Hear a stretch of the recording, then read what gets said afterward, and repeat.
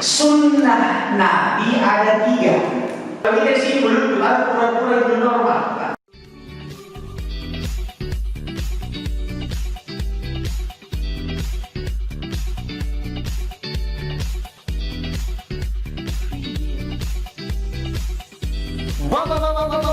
Bonsara. Assalamualaikum warahmatullahi wabarakatuh. Kalau ada yang tanya apa hukumnya memperingati Maulid, hukum memperingati Maulid itu sunnah takririyah. Karena ada ini biasa bilang tidak boleh peringati Maulid, bid'ah. Nabi tidak pernah lakukan, bukan sunnah. Berarti dia baru baca satu judul. Sunnah Nabi ada 3. Yang pertama sunnah qauliyah, yaitu yang diucapkan oleh Nabi. Kalau Rasulullah SAW begini, itu namanya sunnah hadis qauliyah. Yang kedua sunnah fi'liyah, sunnah yang dilakukan oleh Nabi. Apa yang dilakukan Nabi itu sunnah. Yang ketiga sunnah takririyah, takrir, persetujuan. Nabi tidak lakukan tapi Nabi setujui, itu namanya sunnah. Contoh, Bilal sholat sunnah sesudah wudhu. Baru Nabi tanya, Bilal, sholat apa yang kau lakukan? Kata Bilal, sholat sunnah ba'diyah wudhu. Baru kita dengar ini, kan yang kita kenal sama sunnah wudhu. Sholat sunnah wudhu, ya supaya tidak pusing. Sholat sunnah ba'diyah wudhu. Apa kata Nabi? Benar. Saya sudah dengar suara sendanmu di surga. Gara-gara ini yang kau lakukan. Jadi yang melakukan sholat sunnah wudhu itu pertama kali adalah Bilal, bukan Nabi. Tapi Nabi setujui, namanya sunnah takririyah. Tetap bukan bid'ah karena disetujui oleh Nabi. Jadi kalau sudah diperwudu dan tidak mau melakukan sholat apa-apa, disunatkan sholat sunnah, namanya sholat wudu. Tapi kalau mau di sholat duha, boleh tidak sholat sunnah wudu. Kalau mau kita tahajud, boleh tidak sholat sunnah wudu. Kalau ada sholat lain yang mau dilakukan, boleh tidak sholat sunnah wudu. Tapi kalau mau sholat sunnah wudu, itu jauh lebih bagus. Tapi kalau khusus wudu saja, selesai dari kamar kecil berwudu, tidak mau sholat yang lain, maka lakukanlah sholat sunnah 2 rakaat, namanya sholat sunnah wudu, atau lengkapnya sholat sunnah ba'diyah wudu. Apalagi ada seorang sahabat Nabi namanya Ka'ab bin Zuhair. Ka'ab Zuhair ini Ka'ab datang kepada Nabi, dan di depan Nabi dia membaca syair memuji Rasul. Rasul itu tidak pernah memuji dirinya, tidak pernah mengangkat dirinya, tapi sahabat-sahabat yang memujinya. Itu kali kemudian anta nurun fauqa nur, anta syamsun, anta badrun, itu pujian. Jadi Ka'ab bin Zuhair ini memuji Nabi dengan syair yang panjang. Dan ketika itu Nabi tersenyum, lalu Nabi bahkan memberikan hadiah. Selimutnya Nabi yang Nabi pakai yang bergaris-garis itu diberikan kepada Ka'ab bin Zuhair. Selimut yang bergaris-garis itu bahasa Arabnya burda diberikan.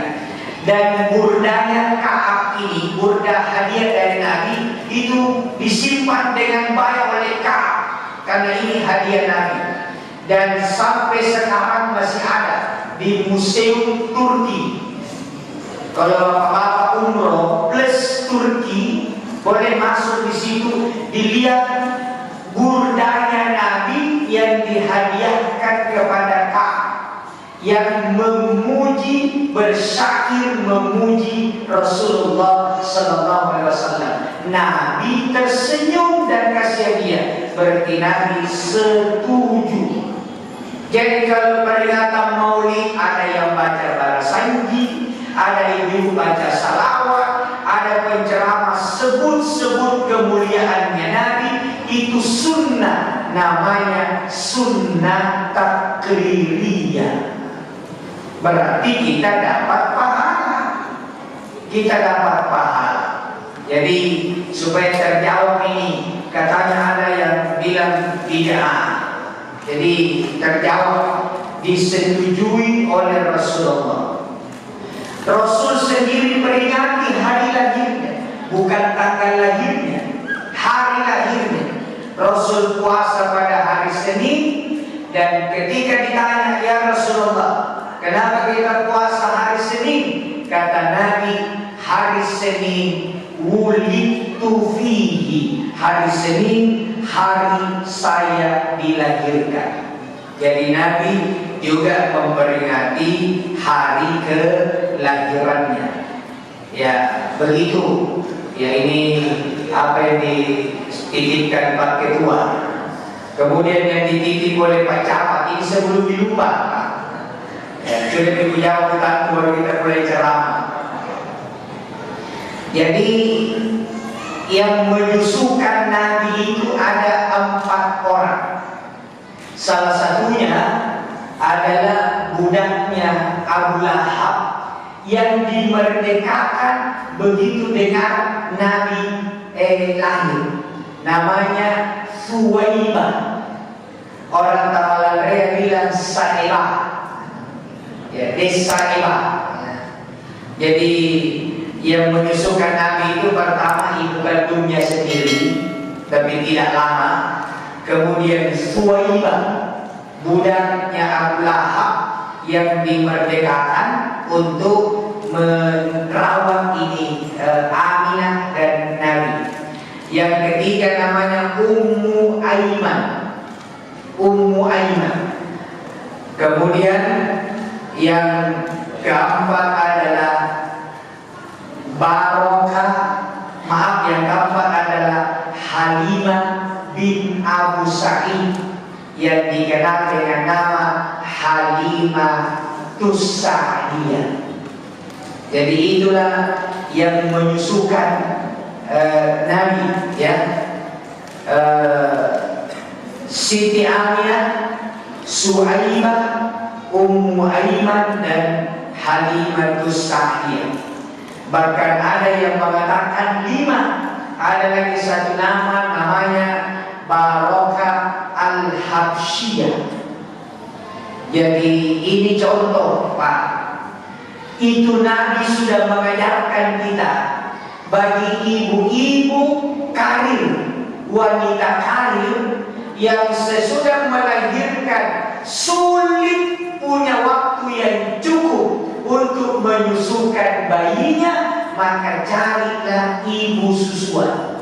Bahkan Bunda Aminah mencari 4 ibu susuan yang bergantian menyusukan Nabi. Cuma yang terkenal adalah Halimah Tusa'diyah, karena di waktu di situ di Halimah Tusa'diyah Nabi dibedah perutnya. Jadi ini contoh dari Nabi. Ternyata tidak ditemukan alasan dari sejarah Nabi wanita karir mengganti air susunya dengan Bunda Sapiah. Ya, ibu, jangan lagi pakai Bunda Sapiah. Jadi Pak, kalau istri tak hamil, menantu tak hamil, dan dia sibuk bekerja, tugas suami cari-cari wanita yang hamil yang ada di sekitar kita, yang usia kandungannya mirip dengan usia kandungan istri atau menantuta atau anak perempuan, yang perempuan itu tidak bekerja di luar rumah.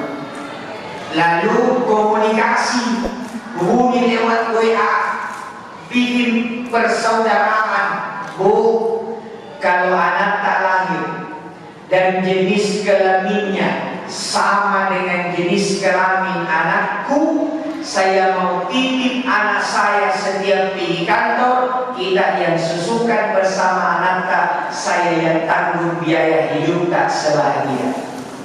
Itu yang benar. Kenapa sama jenis kelaminnya? Meskipun tidak dilarang beda jenis kelamin, cuma sekarang zaman beda lagi.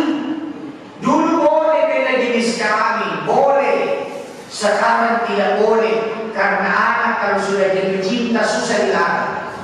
Nanti ketemu di SMP 30, tiba-tiba saling cinta, sudah cinta mereka, baru mau melamar, kita kasih tahu saudara sesuatu itu, nanti tidak ada alasan.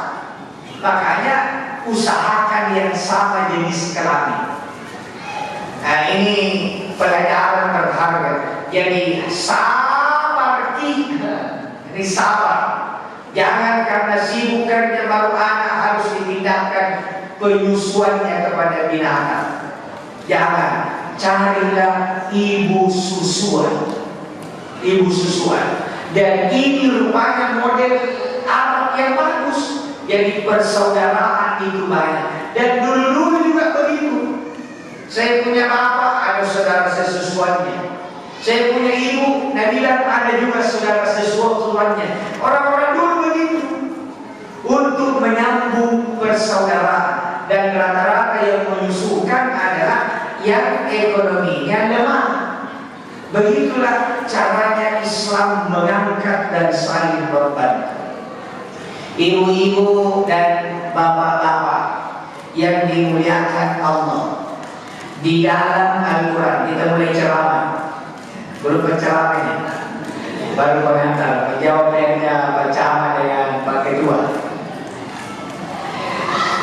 Allah berfirman di dalam Al-Quran, laqad kana lakum fi rasulillahi uswatun hasanah liman kana yarjullaha wal yawmal akhirah wa dzakarallaha katsira. Benar-benar sungguh, kata Allah, pada diri seorang Rasul Muhammad sallallahu alaihi wasallam terdapat contoh terbaik. Jadi Nabi ini contoh, Nabi ini contoh terbaik. Banyak orang bisa memberi contoh, tapi tidak banyak orang yang bisa menjadi contoh. Nabi memberi contoh sekaligus menjadi contoh. Kita sekarang banyak, Pak, memberi contoh, tapi menjadi contoh susah. Saya mau ceramah dimanapun, kalau pakai motor, saya selalu pakai helm. Mau tidak jauh dari rumah, saya pakai helm. Helmnya ya helm standar. Saya ditanya karena mesti ustaz, jangan pakai helm, kapan jadi sombong. Saya bilang bukan helmnya yang soal ini, bukan karena tidak ada polisi. Setiap hari Senin saya ceramah di Polda, bukan karena polisi kenal saya, tapi yang dibungkus helm ini mahal harganya. Ini kepala kalau terbentur nak lupa ingatan, tidak dapat juga balura. Jadi helm itu kebutuhan, bukan ketakutan, bukan karena taat aturan. Kalau taat aturan, tak ada kita lihat polisi ini, Pak Ustaz. Polisi pura-pura tidak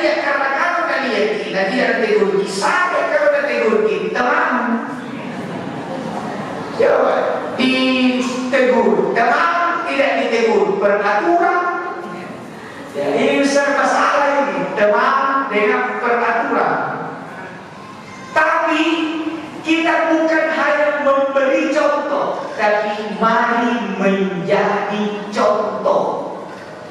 Jadi saya kasih tahu ustaz-ustaz, kalau pergi khotbah Jumat, mau pakai jas, mau pakai sorban, kasih di kantong plastik, di songkot, tak gantung, baru kita pakai helm bungkus. Karena bayangkan kalau satu masjid di situ sepakat menjaga ini depan, gara-gara dia ikut tasnya.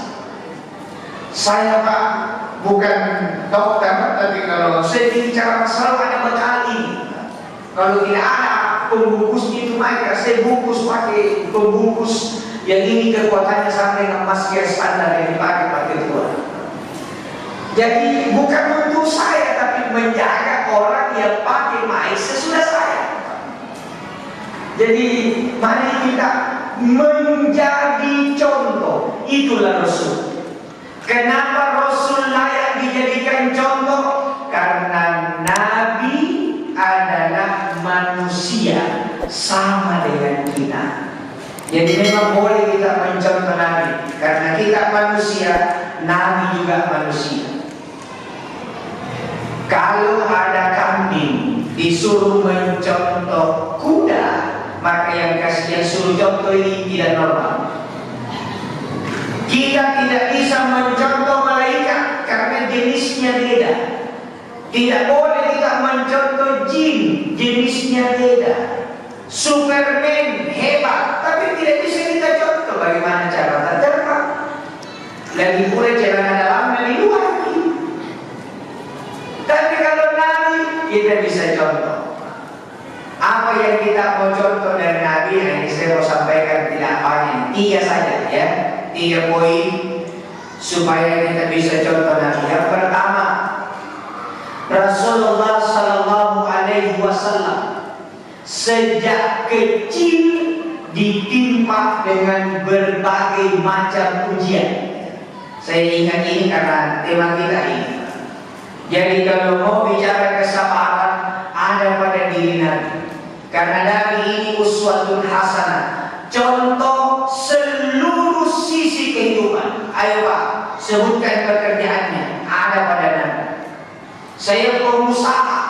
Jadi kalau pakai dua, pengusaha. Nabi adalah pedagang ulu, pengusaha ulu. Ya, kalau Pak Haji Sukardi ini pengusaha, karena di bawahnya pengusaha ada pedagang. Apa bedanya pedagang dengan pengusaha? Kalau pengusaha, usahanya jalan, pemiliknya jalan-jalan. Itu pengusaha. Kalau pedagang, ya dia masih menunggu dagangannya dari buka sampai tutup. Kalau dia berhenti, tutup juga dagangannya. Makanya yang dibutuhkan bangsa ini pengusaha, karena pengusaha itu mempekerjakan orang lain. Itu namanya pengusaha. Jadi karyawannya banyak. Kemudian saya adalah polisi, militer, tentara. Nabi adalah panglima perang. Saya pejabat, Nabi adalah kepala negara. Saya kepala rumah tangga, Nabi adalah suami. Makanya Nabi itu layak dicontoh karena beliau suami. Hakim, Nabi juga hakim. Semua pekerjaan dunia dimiliki oleh Rasulullah, dan hebatnya beliau dibanggakan oleh semuanya. Nabi dibanggakan oleh stafnya, Nabi dibanggakan oleh umatnya, Nabi dibanggakan oleh musuhnya, Nabi dibanggakan oleh istrinya, Nabi dibanggakan oleh anak-anaknya, semua. Dan tidak ada yang sekompet dengan Nabi. Ada orang mengajar di kampus, wih, semua mahasiswanya takut. Dia begitu berwibawa, tapi kalau sampai di rumah, di kantor, sama istrinya, hilang ilmunya. Karena di Pak Malik berbeda. Nabi tidak. Nabi ini semuanya hormat kepadanya karena beliau uswatun hasan. Nabi ditempa dengan cobaan. Bayangkan baru 2 bulan dalam perut ibunya, bapaknya yang bernama Abdullah wafat. Bapaknya yang bernama Abdullah wafat. Umur berapa? Menurut para saji 2 bulan. Kenapa pernah mendengar 6 bulan? Ada juga yang bilang 4 bulan. Tiga-tiganya benar. Bagaimana mempertemukannya? Nabi umur 2 bulan dalam perut ibunya, meninggal bapaknya Abdullah di Madinah. Umur 4 bulan sampailah berita itu kepada Aminah. Karena waktu itu belum ada WA. Umur 6 bulan berita kematian bapaknya Rasul sudah tersebar secara masif, atau bahasa kerennya viral. Jadi tidak ada yang sama.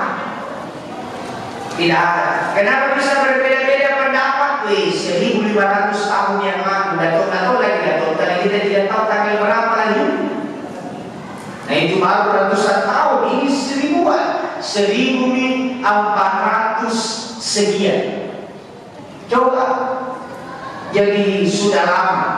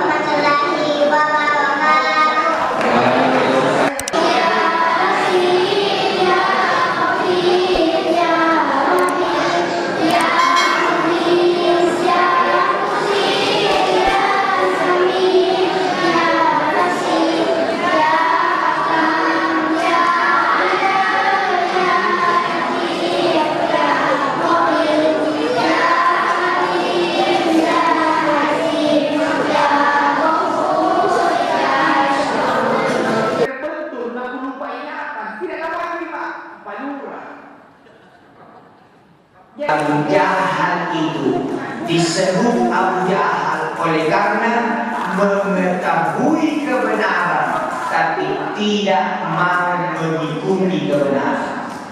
Makanya disebut Abu Jahil. Kalau Abu Jahil itu gelar menurut ilmu tafsir, kalau ada tokoh gelarnya yang disebut, maka itu berarti sifat itu masih akan lahir sampai akhir zaman.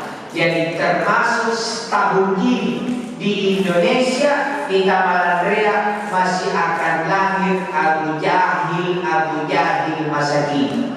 Ciri-cirinya, nah tahu kebenaran tapi tidak mau mengikuti kebenaran, itulah Abu Jahil. Itulah Abu Jahil. Jadi Abu Jahil ini terus tidak pernah habis. Jadi yang pertama yang kita mau contoh, Nabi sabar dalam menghadapi sesulit apapun masalah, karena beliau dekat dan percaya kepada Allah Subhanahu wa Ta'ala.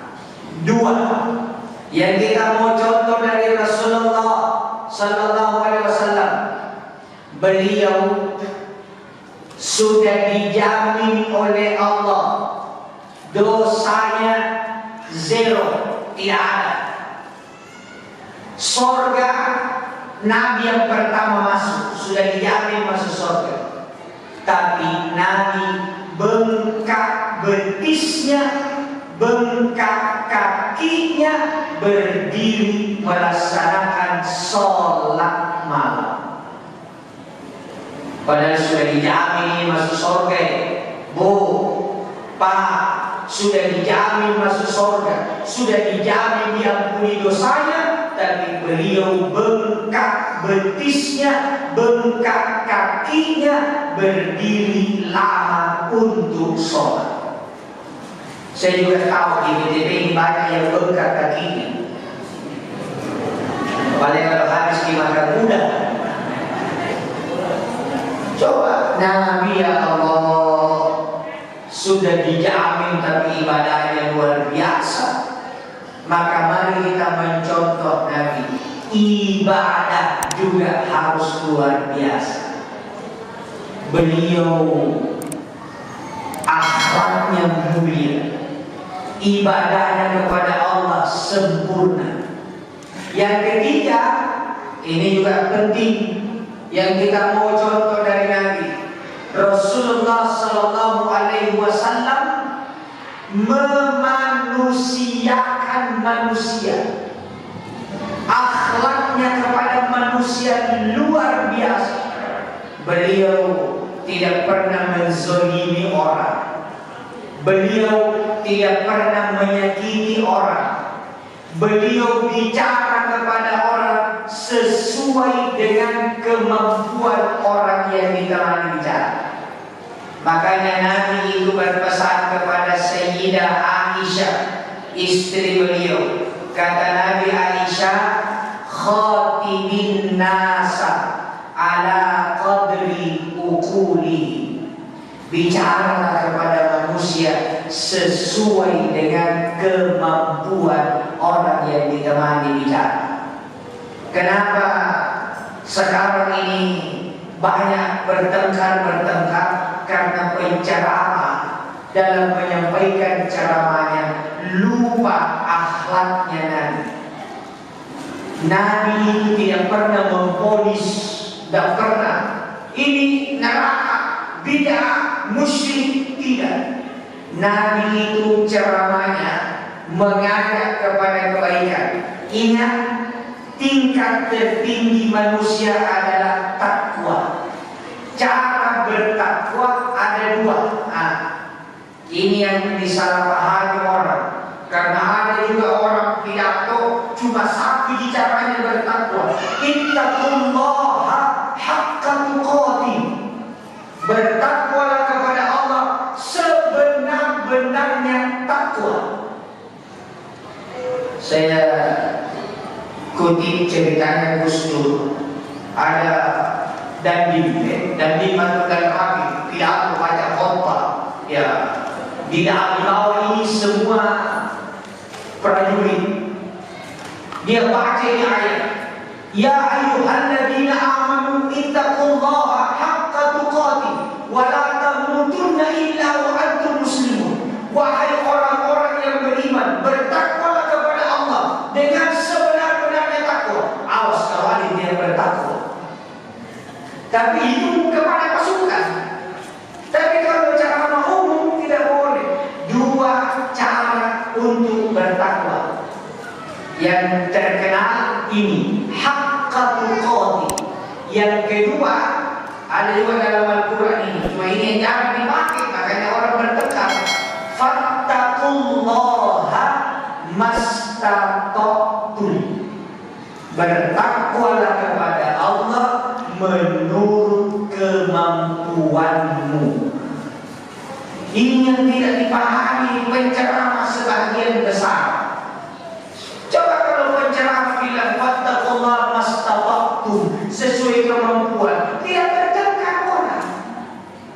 Yang kasih bertengkar ini karena haqqa tuqatih. Kalau tidak sesuai ini salah, masuk neraka. Bagi sabar, jadi penceramah itu sabar. Bukan cuma menghadapi corona, menghadapi umat juga. Fattaqullaha mastata'tum. Bertakwalah kepada Allah sesuai kemampuan. Bagaimana itu sesuai kemampuan? Nah, ini juga jangan salah paham. Ada kiai ditanya, Ustaz, apa maksudnya itu fattaqullaha mastata'tum? Bertakwalah kepada Allah sesuai kemampuan. Dia bilang, datang besok pagi saya jelaskan. Tapi jangan pakai songkok, jangan pakai sarung, pakai baju kaos. Terus datanglah besok pagi. 3 santri, 4 dengan kiai. Baru dia mau pergi di lapangan di Banjar Polsek, Tamalan Ria. Kita lari-lari. Berapa putaran? Kata Pak Kiai, sesuai kemampuan. Jalan. Putaran kedua berhenti di satu santri. Putaran ketiga santri kedua juga berhenti. Putaran keempat santri ketiga berhenti. Pak Kiai masih lari-lari. Sudah bos-bosan. Putaran kelima, 6, 7. Pak Kiai sudah susah ya. Santri Pak Kiai istirahat kami dulu. Pak Kiai tidak terus sampai Pak Kiai itu pingsan. Begitu pingsan diambil, begitu siuman, Pak Kiai bilang, inilah yang dimaksud mastata'tu. Jadi kalau penceramah bilang mastata'tu sesuai kemampuan, tapi kalau kita bilang mastata'tu untuk diri, maka kita harus bilang sampai berapa saya bisa berusaha. Jadi jangan bilang mastata'tu ya, jangan bilang berapa, tidak, coba dulu. Kalau sudah dicoba dah berapa, baru kita bilang mastata'tu. Ya, itu buah dari kesabaran Rasulullah Sallallahu Alaihi Wasallam. Kalau Nabi tidak sabar, tidak ada provinsi yang bernama Taif di Mekah. Tidak ada. Karena waktu Nabi dikejar, Nabi dilempar batu sampai berdarah di kepalanya, basah bajunya dengan darah. Datang Jibril bersama malaikat-malaikat. Kata Jibril, ya Rasulullah, mintalah kepada Allah, karena tidak ada yang bisa perintah kami ini kecuali Allah. Minta kepada Allah supaya Allah perintahkan kami untuk menggulung Taif, mati semua orang di dalam. Kalau Allah bilang gulung, saya gulung. Minta. Kata Nabi, janganlah. Kalau mereka belum beriman, saya berharap anak cucunya nanti beriman kepada Allah. Akhirnya Nabi mengangkat tangannya dan berdoa, Allahumma hdi qaumi, ya Allah, berikanlah hidayah kepada kaumku di Taif, karena mereka sesungguhnya belum tahu bahwa saya adalah Rasul Allah. Sekarang Taif daerah subur yang 100% penduduknya beragama Islam. Kalau bukan karena kesabaran, habis Taif waktu itu. Makanya Nabi itu bergelar ulul azmi, panglimanya kesabaran. Dan Nabi beda dengan nabi-nabi yang lain. Nabi Nuh umurnya 950 tahun. Umur 350 dilantik jadi nabi, jadi rasul. 600 tahun Nabi Nuh ceramah, 80 orang yang ikut. Jauh lagi 600 tahun ceramah, pengikutnya cuma 80 orang. Ya Allah, luar biasa itu ya. Apakah Nabi Nuh ini gagal? Tidak, tetap dianggap berhasil. Tapi di ujung perjuangannya Nabi Nuh mengangkat tangannya dan berdoa, ya Allah, hancurkan seluruh umatku yang durhaka, yang tidak mau ikut kepada saya. Karena saya khawatir kalau dibiarkan hidup, nanti mereka juga akan menjadi kafir seperti bapak-bapak. Doanya Nabi Nuh diterima, lalu dijadikanlah datang banjir tsunami. Seluruh yang ingkar mati kecuali 80 orang yang ikut di perahunya Nabi Nuh. Coba. Jadi Nabi dulu kalau balik sini minta kepada Allah. Nabi Musa dan tahan dengan Fir'aun, minta dikasih tongkat membelah lautan, dikasih tongkat jadi ular, dikasih tongkat bisa menyihir pasukan sihirnya Fir'aun. Nabi Muhammad sallallahu alaihi wasallam tidak mempergunakan itu. Dia dengan kesabaran justru mendoakan orang-orang yang Inilah kehebatannya Nabi, Pak. Makanya mari kita contoh Rasul, contoh Nabi. Banyak keistimewaan Nabi, ya Allah. Jangan juga bilang Nabi manusia biasa, Nabi itu beda dengan kita. Betul kata Nabi, Qul innama ana basyarun mithlukum. Katakan Muhammad, saya ini manusia biasa seperti engkau. Yuha ilayya, tapi saya dikasih wahyu oleh Allah. Jadi tidak sama dengan Nabi, biar fisiknya beda. Nabi secara fisik berkeringat kalau panas, kita juga berkeringat. Bedanya bau keringatnya Nabi lebih harum dari minyak kasturi. Kira-kira kalau suami tak berkeringat itu bagaimana harumnya? Beda. Nabi meludah, kita juga meludah, tapi ludahnya Nabi obat droplet kita bahaya. Jadi kalau ada orang tidak mau pakai masker, kasih tahu kita Nabi kan? Kalau bukan kita Nabi pakai, kalau Nabi ludahnya obat. Coba waktu Nabi hijrah ke Madinah, ditemani Abu Bakar, tidak langsung lurus ke jalan raya, tapi mampir di atas gunung Sur, baru masuk ke Gua Sur. Sebelum masuk ke Gua Sur, Abu Bakar bilang, ya Rasul, sit down please.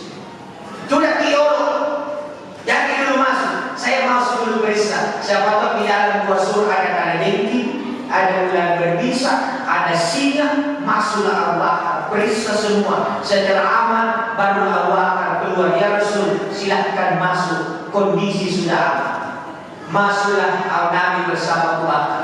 Kata Nabi, Abu Bakar, kenapa pucat mukamu? Tidak mau tinggalkan di Mekah? Dia bilang, tidak ya Rasul, saya mau. Takut kau sama orang kafir? Dia bilang, tidak, 1000 orang kafir saya hadapi. Takut kau tinggalkan keluargamu, hartamu? Dia bilang, tidak ada artinya keluarga dan harta demi engkau ya Rasul. Kenapa hendak pucat mukamu? Kata Bakar, Nabi di tanganku ada jengking ya Rasul, sakit sekali. Nabi ambil tangannya Bakar, Nabi ludahi, baru digosok, hilang langsung sembuh, dan sakitnya sudah tidak ada. Ludahnya Nabi. Ada orang luka kita ludahi juga, kita akan mesti. Jadi beda. Rasulullah Sallallahu Alaihi Wasallam dalam menghadapi istri sabar luar biasa. Nabi itu Pak, ini ke bapak-bapak ini, rahasia ini Pak, jadi kasih tahu istri.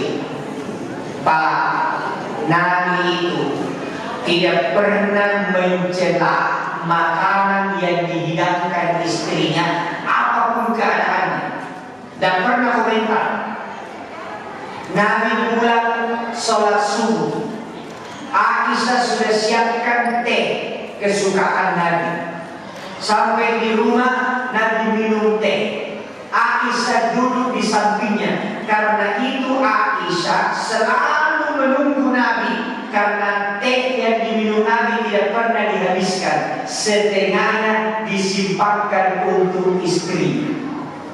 Maka Nabi minum teh. Begitu sudah minum sedikit, Nabi lanjutkan, habis itu teh, setetes pun tidak tersisa. Maka Aisyah protes, ya Rasulullah, kenapa kita berubah? Ya kira-kira kalau bahasa sekarang, entah apa yang merasukimu ya Rasul. Kenapa berubah? Maksudnya, kenapa kita habiskan ini teh? Bukankah saya sudah menunggu kapan Nabi minum saya, minum si saya? Kata Nabi, maafkan saya dindaku, terpaksa saya habiskan teh ini, saya terlalu haus pulang dari masjid. Kata Aisyah, kalau begitu, ku bikinkan lagi teh ya Rasul. Silahkan di. Masuklah Aisyah ke dapur. Sampai di dapur berteriak Aisyah, ya Rasulullah, maafkan saya. Inna lillahi wa inna ilaihi raji'un. Ampuni saya ya Rasul. Kenapa? Toples yang tidak terbuka. Toples yang berisi garam terbuka dan berkurang isinya sekitar 3 sendok. Nah dia bikin teh, tidak ada orang lain. Berarti sangat kasihkan tadi ini. Buru-buru kasih gula itu teh yang ada. Ya Rasul, minum cepat. Orang salah kasihkan tadi, pasti asin sekali. Nabi tersenyum. Kata Nabi, itu aku habiskan tadi teh karena saya tidak rela bibirmu yang manis harus keasinan.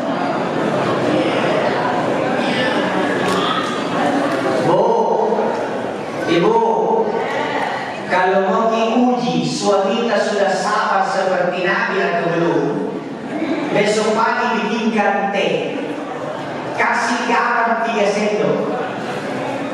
Kalau nak habisi, lulus. Kalau nak lemparkan ke kita, Abu Jahal. Coba, Nabi luar biasa kesabarannya, anaknya, cucunya dididik dengan baik. Maka ayo deh, apalagi di masa pandemi sekarang ini luar biasa. Pak Camat, Pak Lurah, Pak Bimas, ini masyarakat kita harus sadar sekarang lagi stres, Pak. Sebenarnya kalau kita mau pelajari ketahuan, kenapa orang sekarang perlu bunga-bunga di rumah, itu pas stres. Itu bukan spontan itu. Orang itu sekarang tidak tahu apa mau memiliki. Kita mau keluar, dilarang mau kerja, tidak tahu apa, hanya pelariannya ke bunga-bunga. Jadi maraknya bunga-bunga memenuhi masyarakat itu merupakan bukti bahwa kondisi masyarakat ini stres tingkat tinggi. Maka bapak-bapak jadilah bunga di mata istri, ibu-ibu jadilah bunga di mata suaminya, orang tua jadilah bunga di mata anak-anaknya, sehingga kita bisa saling menghibur, saling mensupport dalam menghadapi sulitnya masa pandemi sekarang. Jangan dikira kalau pandemi sudah berakhir ini aman. Pekerjaan berat sesudah pandemi pulang adalah menghadapi anak-anak yang terbalik dunianya. Coba, sebelum bulan Februari, anak-anak dipaksa pergi sekolah. Tidak boleh tidak dimarahi kalau tidak pergi sekolah, dan tidak boleh pegang handphone. Dalam bulan Maret, anak-anak dilarang masuk sekolah dan harus pegang handphone. Maka tidak terpaling di pikiran anak-anak. Cuma anak-anak tidak ingat. Sebenarnya hati itu berkata kita mengerti, tapi anak-anak pasti bertanya, kenapa dulu dilarang pakai itu bilang tidak ada, kalau sekarang bilang ada tugasmu. Ini terbalik ini dulu. Maka begitu pandemi berhenti, pekerjaan berat pertama orang tua adalah memisahkan kembali dari handphone. Dan itu sulit ini, kita belum tahu teorinya seperti apa. Kita butuh nanti dokter-dokter pendidikan, bagaimana jalannya. Nah, tidak boleh pakai handphone ini, kita disuruh 3 bulan. Ini berat. Jadi memang butuh kesabaran, Pak, dengan sistem sekarang. Pak, sekarang kalau kita mau sholat subuh di Masjidil Haram, kalau saya mau sholat subuh besok hari Jumat, saya harus mendaftar hari Kamis online. Sekarang ada aplikasi daftar, ada jawaban, saya masuk di pintu nomor sekian, dan begitu masuk di pintu kasih lihat kode, ditunjukkan tempat duduknya saya. Jadi jangan harap bisa masuk di Masjidil Haram sebelum mendaftar lewat aplikasi. Ini kondisi sekarang.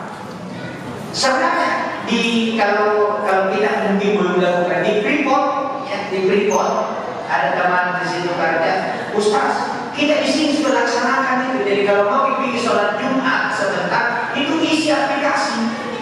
Begitu ada sini masuk baris ketiga nomor 4 dari kanan. Di situ dulu. Kalau tidak isi aplikasi dia dibuat. Ini butuh kesabaran, dan ini yang dibilang new normal. Aslinya new normal. Kalau kita di sini belum pura-pura new normal. Karena kalau kita masih Jawa Tengah ini tidak ada di Jawa. Jadi kamu pura-pura new normal. Nanti betul-betul new normal. Dan inilah dibutuhkan kesabaran.